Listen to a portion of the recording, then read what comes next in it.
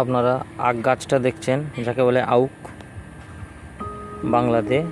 এই আখ গাছটা বন্ধুরা দেখবেন, এত সুন্দরভাবে হয়েছে। গাছের মধ্যে কিছু রোগ নেই, কিছু ভাইরাস রোগ জাতীয় কিছু নেই, একবারে পরিষ্কার। কীরকমভাবে হয়েছে, একবারে খাওয়ার মতন হয়ে গেছে।